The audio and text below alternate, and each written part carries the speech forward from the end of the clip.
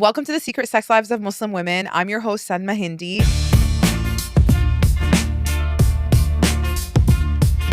This is a podcast where Muslim women come on and share their personal sex stories anonymously, or in today's case, they're brave enough to come on publicly. And on this podcast, we listen and we don't judge. Our goal is to be the older Muslim sister who's going to keep your secrets, who you can talk to and listen and hear from. So today, our guest is Hina. Hina, we're so happy to have you. Hina's a Pakistani-American young woman who grew up with strict parents, lots of rules that she didn't always understand, and a need to squeeze marshmallows, even if they're haram, which we'll talk about in a little bit. Hina, welcome to our show. Very Thank happy to have you you. here. Thank you for having me, and I'm really excited about this. I'm nervous, scared, but I'm excited, and I know it means a lot. And you having this podcast means so much to so many women, and I'm pretty sure they're listening right now, probably nervous and scared, like I am. Yeah. This is not to, over exaggerate, but this is a revolution. So thank you guys for being here. Can you start by telling us a little bit about your background, where you're from, where you grew up, what your family dynamic and situation was? Yeah, so I am from Maryland and I was born and raised there near DC. I was born and raised in a moderately to conservative household, Pakistani Muslim household. So it was strict enough that like I couldn't wear certain things, but not too strict enough that like I got beaten or like abused for not praying 5 times a day. Right. I think that like in my household, I only started praying and going to Quran classes like around the time that I hit puberty around that time. But at the most, like my parents, they were very protective of me. They were very they just wanted me to be safe and Hmm. they made sure that like, I knew about Islam, that I knew what it like meant to be a Muslim woman, but like they didn't prevent me from like not having friends at Right. school or stuff like that or So like you went to public school, yes. and you had friends who weren't Muslim, Mhm. but so then what were the rules at home? Like, what were like the conservative rules? I couldn't have boyfriends without even knowing, like, what a boyfriend was or Right. what a boy even was pretty Right. much. I couldn't, like, eat pork or anything like Right. that. What Classic. classic, yeah. I couldn't, like I think up until maybe 5th grade, I had to stop wearing like, showing my legs, Okay.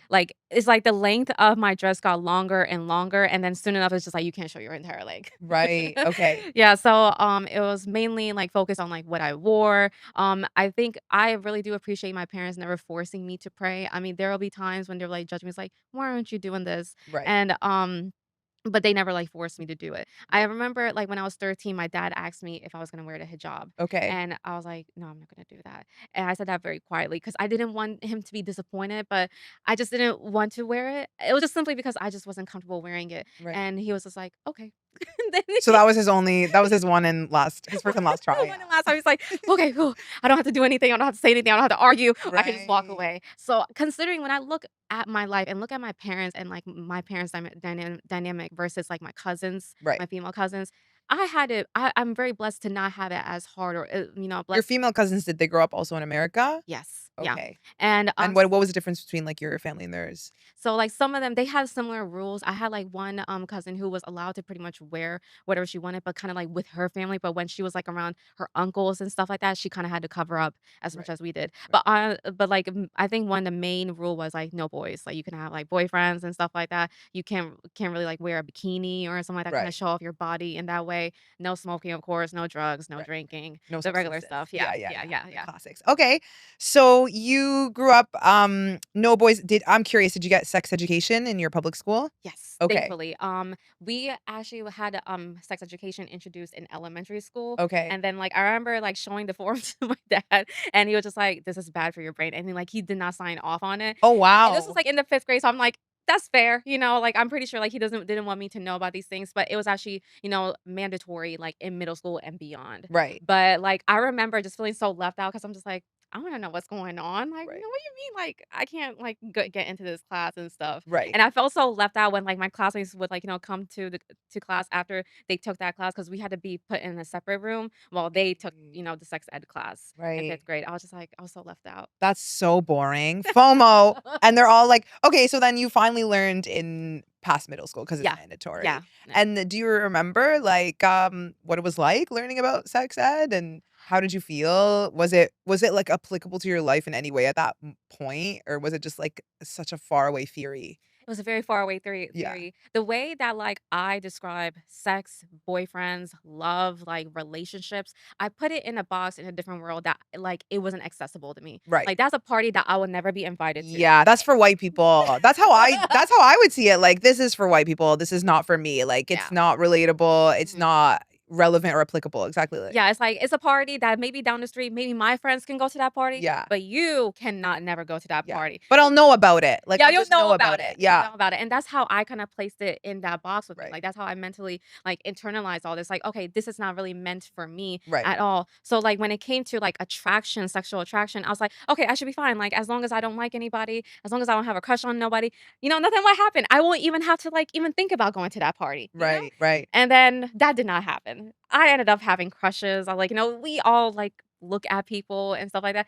Like no matter where you are, like that's just a natural human thing. Of Like, course, the hormones are strong, yes, puberty's happening, yeah. there's you start to notice things for the first time, your Mhm. body's changing. Mhm. Okay, because I am curious to know, when you started dating and what that was like, but before we go there, do you wanna tell us about, you learned sex education, did you learn about periods, and what was it like when you got your period? How old were you? I was in the 5th grade. I was 10 years old and Okay, it was like the which first is young, by the way. I think very the first girls I knew were in the 4th grade, 9, mm, then 10, but that was still very young. mhm, Yeah. yeah. So I was it was like my first week of 5th grade. And excuse me. So like I actually got it the week before and like I started freaking out. I was just like, "Oh my god, what's happening? Like I already have all these problems and now I'm Did bleeding." you know what a period was? No, no. Okay. And this is what happened. So like I kept on hiding my underwear under my bed. I was like, "No one can find out So because." you went to the bathroom the first day. I need you to walk me through the first day. Yes, okay, so Yeah. I went to the bathroom and, like, I saw, like, this red brown stain. I was just like, "Did I, like, shit myself?" Like, Right. I don't know what this is." And then, like, I But changed my underwear. okay. And then I found this new underwear and, like, I, like, was, like, doing something for, like, a few hours and stuff, and, like, I go into the bathroom, I'm just like, I see, like, this dark, like, brown stain again. I was just like, "What is this?" And then I took, like, every single underwear that I changed, I put it, like, in a pile underneath my bed, and, Mhm. like, I tried to hide it. I was just like, "No one can find out about this." I was freaking out. I was like, "I don't know if I'm dying," but I was, like, trying to, like, look like, kinda think about my body. It's like, I think my body's okay, like, I'm not sick or anything, I'm not hurt, like, I'm not in pain. I don't know why, like, there's blood here. Right. And, I kept on doing this for, I think, I would say about 4 days up until the first day of 5th grade. And so I go to school, and I'm just like, "Hopefully, like, I don't bleed, hopefully this doesn't happen." And, I didn't really like, I looked at my underwear, and I was still bleeding in school. I was like, "Oh my god, like, I don't know what's gonna happen." And, like, I didn't really think about, like, going to the hospital. I didn't, because I was thinking about going to the hospital, but maybe telling my teacher or Right. so. Did you think you were, like, internally bleeding? I thought so too, like, I thought I was dying or something like Right. that, but I didn't feel any pain, that's the thing, so I was just like, "Is this internal bleeding or Right. something like that?" Like, Right. I didn't understand. So when I went home, like, my mom, she got me from the bus stop, and she's just looking at me conspicuously. I'm just like, "Hi," and she's like, "I need to, like, show you something. I need to talk to you about something." And I was like, "What is it about?" And I'm hoping it's not about, like, my underwear, and hopefully Right. she hasn't seen it. And she's just like, "Oh, I just need to talk to you about something." And then she sits me down, she goes to my room, and, like, she says, like, "I found all this underwear." She And found the stash. she found Oh the my stash. god. And she was just like, "You got your period, and, like, this is your period, and it's like, you need a pad, and, like, it comes, Were you like, "Am I in trouble? Like, what's going She's on?" like, "No, like, you're not in trouble." She Okay. mainly focused on the fact that, like, you can't pray, you can't, like, read the Quran, Right. and she mainly focused on that. It's like, you have to change your pad, and you do have to, She like, said religion first, then hygiene. hygiene. You know what I mean? But religion first. Hygiene. Also, the main thing that she emphasized on, which is something that I will remember, is something that my grandmother also emphasized on, is that whatever pad that you changed and you threw it in the trash can, you have to make sure that no man ever sees that pad. Like he never sees or knows that you're bleeding.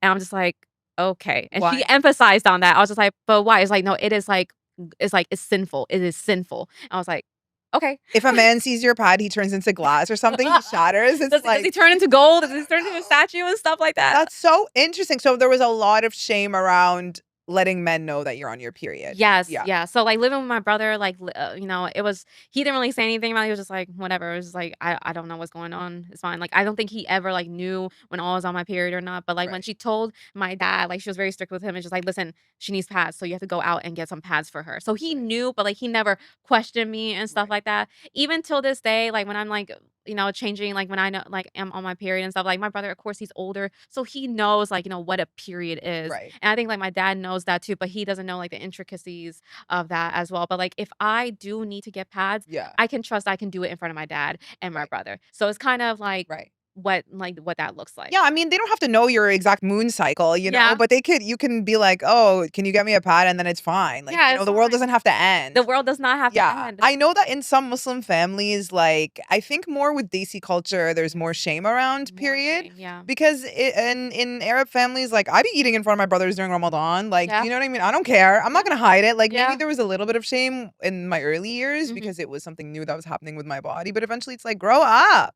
This is Yes. the same thing that makes me pregnant, and like there's no shame around pregnancy in Arab households. So like, Mhm, or at least like the ones that I knew of, and mine, and the ones I was mhm, around. So mhm.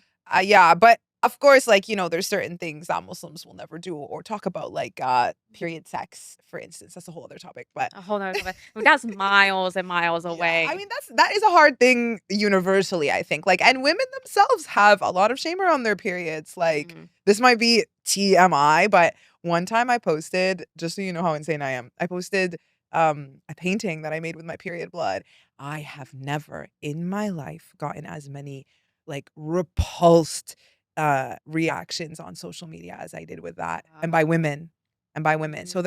there's still a lot A around lot of like shame, yeah. a lot of shame around our bodies Mhm. and what it means to be on your period and how it does sync with the moon and if Yeah. we are witches. Do you know what I mean? Yeah, yeah. No, I get it, and then, like, I think when I was, like there was just so much emphasis on, like, not having men know that I'm on my period. I'm just like, Right. "But why?" Like, it's not like I'm gonna voluntarily tell them, but now that Right. you mention it, should I tell them? What's gonna happen? Like, will he turn into a leprechaun? Like, what's gonna Exactly. He happen? turns into stone. Yes. Okay, so now let's get back to your sexuality. When you finally decided to date, I'm so curious. I want to know like around how Mhm, old you were, mhm. what the context was in which you like lost your virginity, or tried to begin your sex life, and what came up for Mhm. you Yeah. after that. Yeah. So I will say, like, I won't get too into like detail about it because like it's very private to me as Totally. well. Like when it comes to sexuality, for me, it was just I did not ever want to get an arranged marriage. Like I did not want to ever like have that kind of destiny for me, just like being with a man and not knowing what to do, but also like living in a household that and where I was never allowed to even say hi to a guy Right. without my dad saying like don't say hi to him. I was like, well, why not? Like he's a classmate. I was like, well, you can't say hi to him Right. and this like back when I was in elementary school, but like now I'm more open to like, if a guy comes up to me and says like hi or hugs me, I'm looking at like my parents like dare to say something because like I'm older now. Like, what are you gonna do? Right. You know? But, like, in terms of me dating, like, for me, since I, like, internalized so much of it being a party that I never, like, was invited to, it was very hard for me to take those steps to actually, like, be in that party or Right. accept, love in, like, my life. Because I also was bullied too, Right. also, like, people made fun of me and, Did you like grow up around mostly white people? no, no, no, it was, like, a mixture. It was, like, a very diverse area, but, like, Okay. I'm a very hairy woman, but I'm very, like I'm proud of it. Like, I've grown to, like, I'm hairy love too. my yeah, Yeah. exactly, Yeah. hairy. Hell yeah. So, like, I got made fun of that, and I was very, like, a masculine. I think, like, people kinda, like, hyper masculinized me Right. about that too, You like didn't feel very I feminine. didn't really feel Okay. feminine, but, like, I didn't think it was such a big deal, but people would make a big deal about, like, the way I looked. I was like, "Whatever, like, I don't care if I'm ugly." It only started mattering when I started having crushes on people, Right. and it wasn't reciprocated, Right. and I get told, like, "Why not? Like, why Right. don't you like me?" It's 'cause I don't think you look good, and I internalized all of that. Right. So, when I was in high school, like, there were so many people that I had crushes on, like, when I went to college, there was, like, a few people that, like, I would have crushes on that I wanted Right. to date, but the part of me that stopped me from ever talking to anyone during those times is because like, they wouldn't like me. I internalized all that. So I thought, because I don't think I'm a likable or desirable person, Right. maybe I don't even have to do all this because 'cause I'm not even supposed to be here anyways. I'm not supposed to be talking to guys anyways, and maybe I wouldn't have Right. to. And that is Hina, honestly, that is such a strong theme among so many Muslim women and Muslims, and it's actually very similar to, like, the incel kind of way of thinking where Mhm, it's like, "Oh, well, I hate women anyway, so I didn't even want them, or I didn't even care mhm, that they rejected me." It's the mm. same that Yeah. thing that Muslim women do. We say like,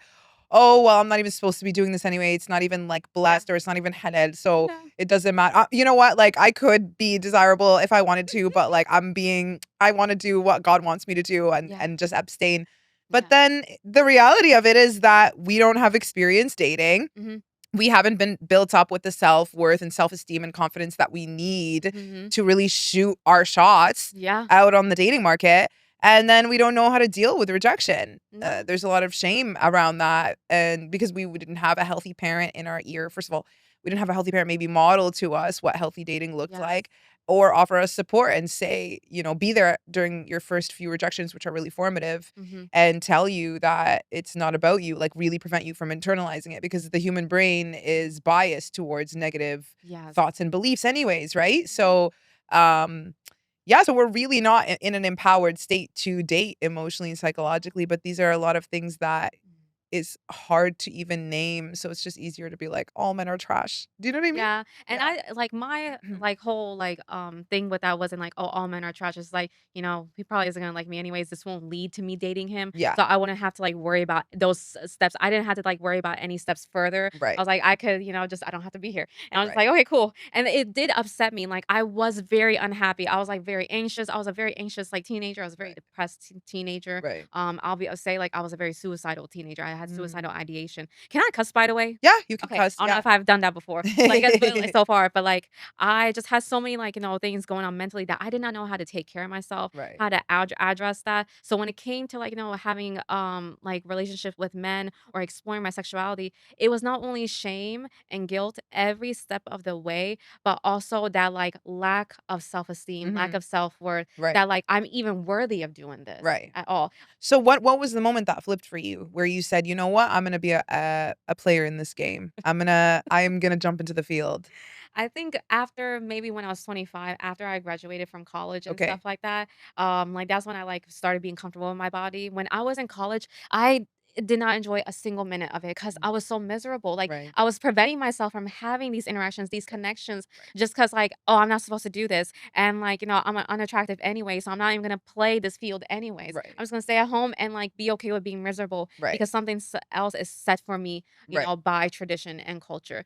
And like I think it Which was is so interesting also, sorry to yeah. interrupt you, because I do feel you're just touching on so many important topics. Like, I do feel like we're in the in between, right? We're Mhm, first generation, mhm, so or like second generation. So our families came from, let's say, arranged situations, or my parents had a love marriage, but it mhm, was still within like the mhm. the what was approved in their Constraint families and in their constraints, culture. yeah. Yeah. Mhm, And so they basically had their traditional marriage, and then they come to this country, and then they're like, we're in this in between where it's like we're expecting something to be arranged for us. mhm, Um, but then also we want to meet someone organically, but we don't know how to date. yeah, So we're in this in between where we don't align with, at least I didn't align with my dad's choices of suitors for me. I wanted mhm, to unalive myself, literally end my life every time he would bring me someone. It was so, oh my god, that's what made me start comedy. Like, I really felt like I was losing control over my life. I felt like I was being claustrophobic. I felt like it was just the worst feeling ever. I felt like everything was slipping from my fingers, mhm, and I did not like any of them. mhm, And I also was in a very, very terrible state of mental health as well, where I didn't feel like anybody who was attracted to me made me repulsed, because I was like, why are you attracted to me? yeah, Do you know what same I mean? thing, I also had same thing, terrible, terrible self-esteem, yeah, was also friend zoned my whole life. yeah, Also, I in the 4th grade, when I chose my crush, who was actually Palestinian Muslim, mhm, because I went to Islamic school, and he chose another girl who was skinny, blonde, green-eyed, she's Palestinian mhm, also. yeah, I just decided that life is not for me, life is for others, mhm, and I'm just gonna love men from afar. yeah, And it took me maybe until I was, like, 30 to for that to come up in therapy and for me to, like, really break out of that core belief. yeah. I'm so sorry you went through that. Like, Thank I'm so you. sorry that you went through that mentally, because that speaks to so many women. Like Mhm. every woman that I've seen, like they lived in this reality in their like in this fantasy world in their head. And that's what I did. I imagined like my life, with my future husband, with the love of my life Right. that I didn't think I would ever have access to in reality. Right. So you had, like, a fantasy rumination/addiction as Oh, well. all the time, and I Yeah. would ruminate about sex all the time Right. because it was the one thing that I was taught that I was never allowed to, like, touch at and stuff, and, like, it scared me to, like, kinda take that fantasy into reality too, Right. because I lived in my head for so long, because that's the only place I felt safe. I Totally. was like, "That only God can, like, judge this," but, like, my That's the only grandmother place and you had control over as Mhm. well, right? You could create the perfect story. Yes. Yep. Okay, so now let's get to reality. Mhm. When did you actually, like, enter reality with a man? So I think I will say like I was maybe in my mid-20s and like it was I won't like name details of like the Okay. person and stuff like that, but Yeah. he was very nice and patient. patient with me, and like Did he he know you from before? Were you guys friends? Like, what yeah, was we were like friends and stuff. And he knew me for like a couple years, Okay. and like me and him, like we were interested in each other, but like I was very nervous to like, talk to him. But he told me like I'm very attracted to you, and we started dating, and What did like that feel like? First guy to tell you I he's didn't first attracted to you. believe it, but, like, I told myself, like, "Listen, Hina, like, you do have to, like, like, you can't like, me, like, trying to tell someone and, like, kind of project my insecurities onto them, Mhm. it just doesn't go anywhere with me because it's just in my head." Right. And it's like, if in order for me to, like, start living, I have to accept that love and Right. also turn that love into self-love too. Right. And, And it's like, this is what I wanted. this is what you wanted, but, like, I Yeah. was so scared because I was just, like I was told, like, I was never supposed to access guys, I'm never supposed to, like, go talk to a man, and, if a man ever looks at me and, like, is attracted to me, I always internalize it as a bad thing, but, Mm, like, even till this day, like, I sometimes think of, like, how nervous I get, like, when guys tell me that they're attracted to me, because right. takes me back to, like, that time Mm, that I was told, like, guys aren't you're not supposed to talk to men, right. like, that world is not, like, your world, like, Right. to enter at all, so a man being attracted to you is something that, like, I had to, like, kind of feel like it still makes me feel weird and uncomfortable, but Right. I had to ask myself, like, "Why am I so uncomfortable Right. when I'm supposed to enjoy that?" But Right. it's because of that shame and guilt. That's Shame and guilt, and then also now you're in a pattern and you've convinced yourself that this is your life, and so you're not used to receiving, right? The yes. act of receiving, Yeah. so hard for so many women. Mhm. But then we say we want a provider, we want someone to take care of us, Mhm. whatever, whatever, and then like a guy gives you one thing and you're like, "Ah!" Yeah. Like you just can't, like you're not used to it. You're Yeah. like, "No," like because there's an act of surrender in Mhm. receiving, Mhm. It's vulnerable, it's Yeah. intimate, Yeah. and it takes practice. Yeah. One thing will say is that like when I was like with him and stuff, he was very patient. I think like as much as I kind of just wanted to like not, like just to be able to experience sex, I was just so adamant of just like being to lose my virginity. It's like, no, I just want it done. I just want to get Right. it over with. Cause then like I like wouldn't have that label with me Right. and everything. But So you were eager to lose your virginity and you really wanted to do it. So did you try with him? I tried, but, like, it always failed because I was so scared and I was so nervous, and, like, Mm, it was just that shame, that guilt, that fear that, like, came with it, and I was just, like, too, like, in my head, right. and I have that experience with, like, almost every guy that I've ever, like, almost ever been with and stuff. Really? So I'm still, like it's, like it's a constant battle. I won't say for sure, like, if it's conquered or not, Right. because it's so complicated. Like, I Right. think sex with me and So you sexual have vaginismus. yes, yes. And then did you found out through him? I found out from that experience with him. Yeah. When I went to my gynecologist, I told her about that experience, and she's like, "You would need to go and do pelvic floor therapy." I was like, "Why not? Why is that? And like, what is that?" And she's like, "Because you have vaginismus, and it's more common with women who have like that type of pain when they experience it."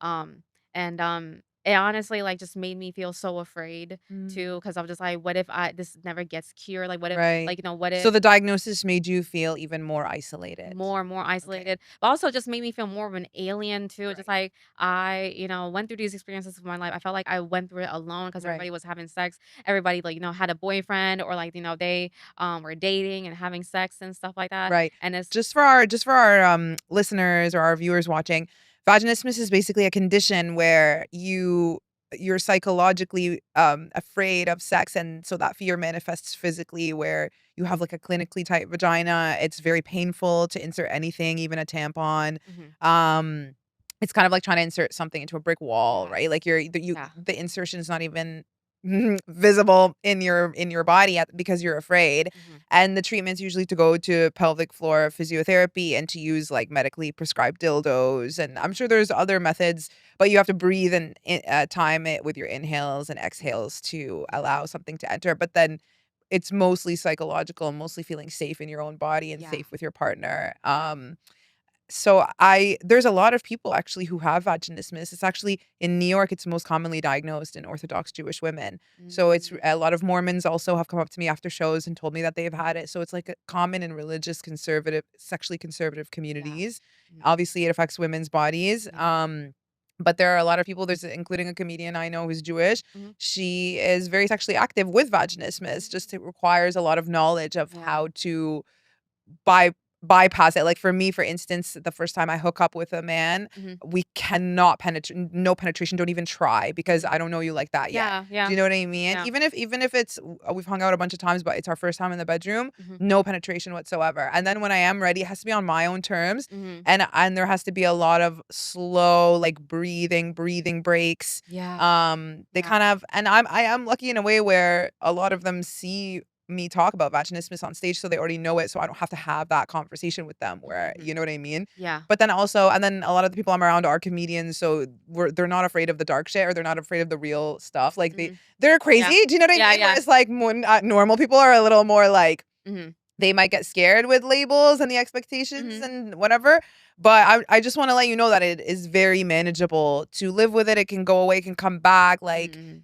a lot of women have it from traumatic experiences as well. Yeah. Um, And I'll say I've had very traumatic experiences. I won't go into that, okay. but like it does contribute to that. But From like your childhood or when you started? just like from my childhood Okay. and like going into teenagehood and stuff like that, just anything when it comes to sexuality, it's like something, it's kind of like almost in a way like my body.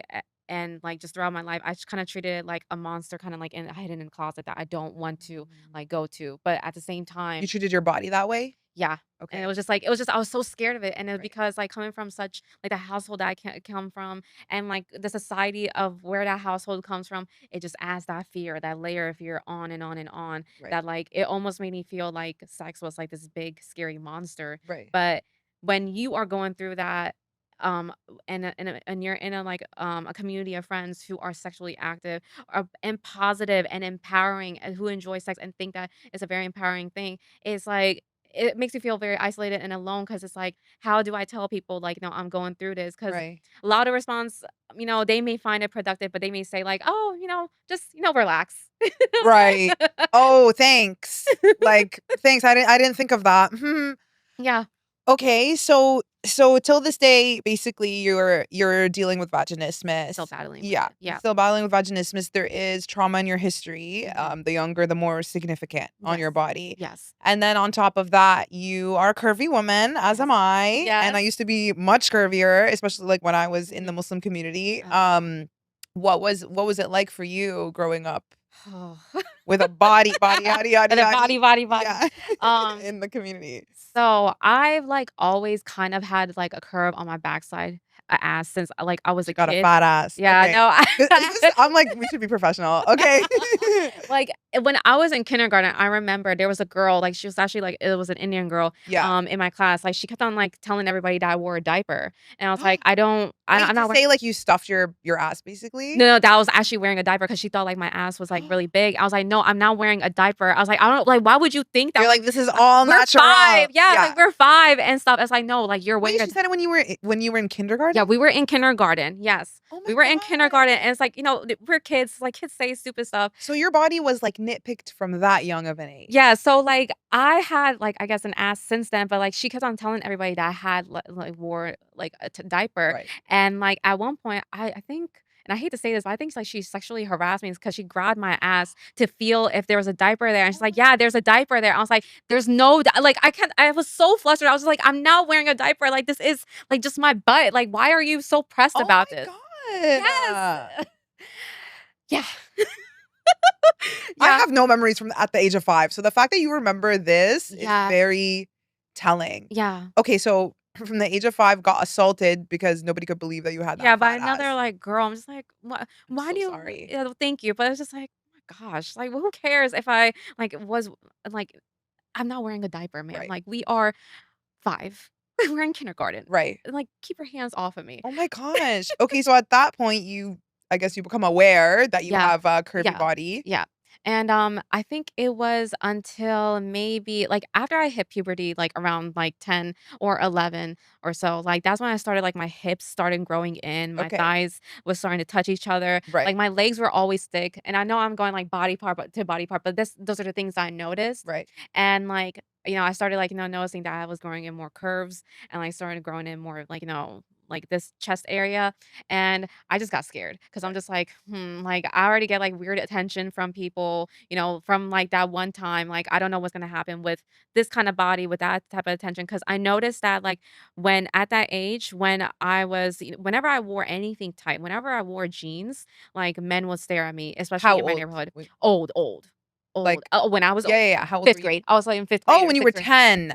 Yeah. Old creepy men are looking at Oh, your yeah, body. like, we would be at the Wonderful. bus stop, and thankfully, like, I had friends in my neighborhood that we were, like, really close with and stuff like that, so we were, Right. like, we lived near each other, we would walk together to the bus stop and from the bus stop and stuff, but whenever, like, we would walk, like, people like, guys would slow down and honk or, like, look and stuff, and it was just so creepy and weird, so I think Ew. that's, like, around the time that I started noticing, I'm just like, there's something, like, really weird going on with, like, the way people are looking at me, Right. and I did not like the attention I got when I wore tight clothes Right. that, like, I, like, kind of, like, I started, like, wearing more baggy clothes. Right. I think there's a quote by Billie Eilish who, like, talks about, like, not showing her body off by Yeah. wearing baggy clothes, and I felt that to the heart because that's what I did. 'Cause Billy's super curvy too, She but she is covers it. covers it, Yeah. yeah, and She's very that's Muslim coded. Muslim quoted, yeah, she is. So, Yeah. like, I started covering myself up until, like, maybe, like, kind of wearing more baggy clothes Right. up until maybe when I was in high school Right. and stuff. Cause like, my aunt, she kinda looked at me, she's just like, "Why are you, like, wearing jeans that don't fit?" And I got so pissed off when my mom threw those away because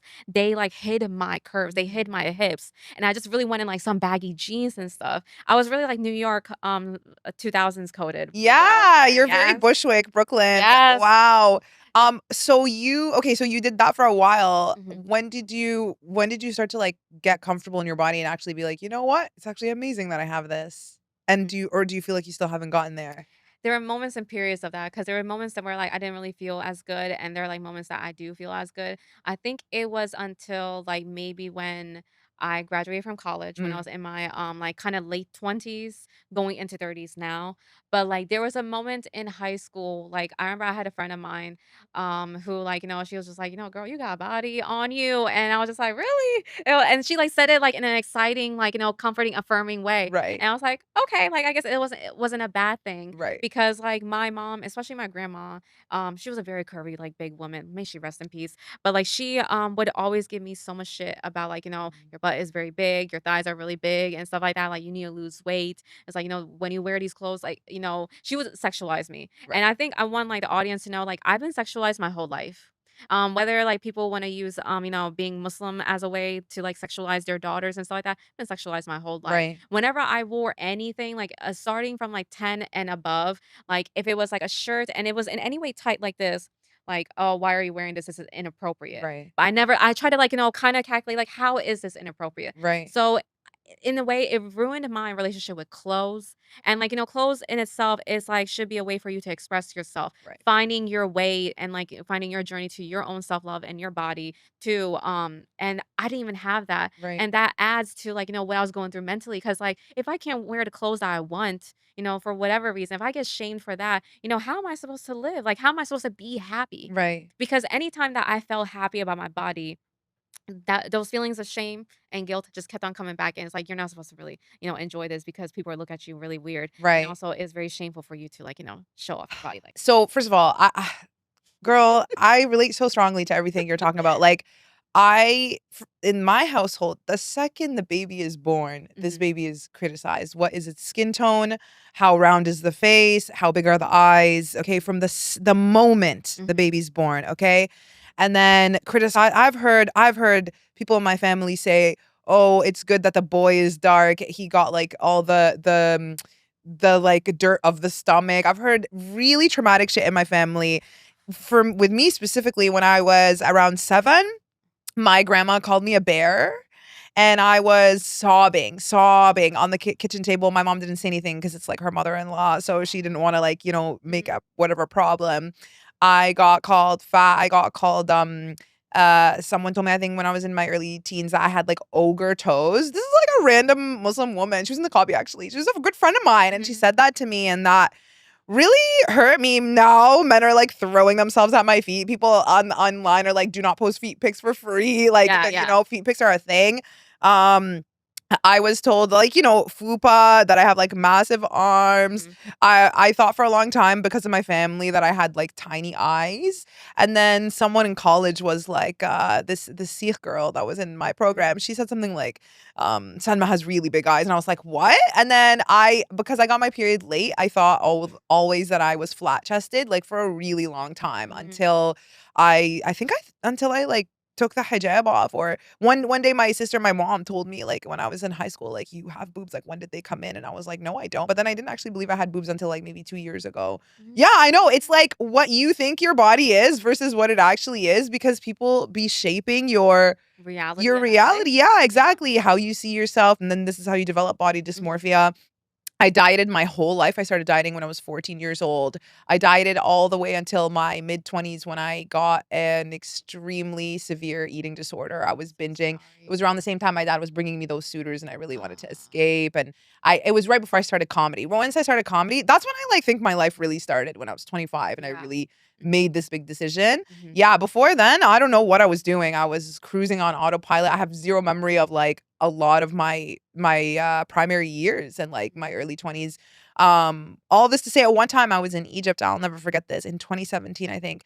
And my aunt, okay, can I just please tell you that I have to tell you Yeah, the go ahead. story and, like, exactly how it happened. So we're meeting for my cousin's daughter, who's 3 years younger than me. She's getting married. She's Mhm. having a henna party the night Mhm. before the wedding. Yeah. Okay. So girls are meeting. For some reason, I thought it was like a hijab thing. Uh-huh. So I wore specifically this dress I got from H&M that was, like, zipped up. It made me, like, it flattens your chest so it makes you look even skinnier. Mhm. And I wore it with this belt, and I looked like a skinny queen princess, okay, Uh-huh. on purpose, because I know that this is what my family values. Uh-huh.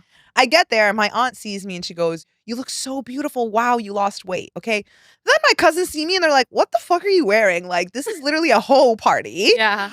You need to, like, take your clothes off and be a hoe, a slut with us." And I was like, because Oh. Arabs really, really, we get slutty in our girl Oh. parties, like cleavage, everything. Like, especially in Egypt, they don't even care about, like, the covering your legs or anything, as long as it's just women. I Oh. went to, like, a women's only beach in Egypt, and people would come in full niqab, stripped down to a string bikini, and they're smoking hookah. It's very common over there. Like, they're very chill about the Wow. rules around other women. I love that. Not like our families. Uh, It's very healing to go to a women's only beach in the Middle East or in Turkey, by the way. I really mhm. recommend it.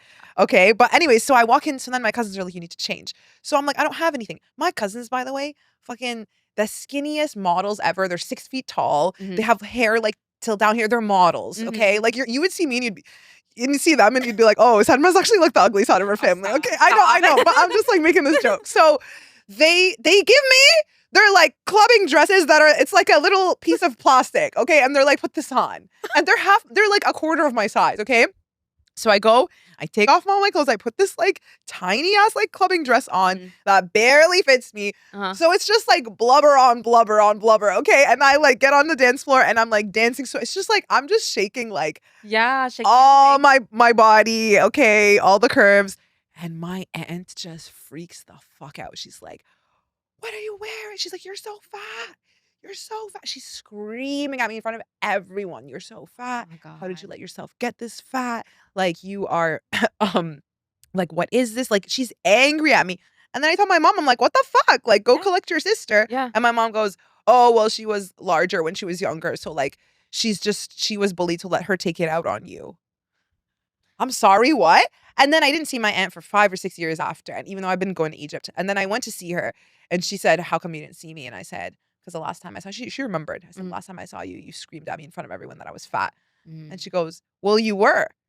And I was like, "But you think that's gonna help me? The audacity. Telling a person, like, you're overweight, you think that's gonna encourage me?" Yeah, and oh my god, I'm so sorry you went through that, but I'm so interested in, like, being in the Middle East now with, like, an all women's beach, because 'cause I've heard about that. Yes. Because like, when it Also, comes they love, love, love curvy women in Egypt. It's not even like they're doing it as a favor. They're not even for Oh. real. Like, you're a Oh. real contender over there. Oh, sh And there's something so healing about that. yeah.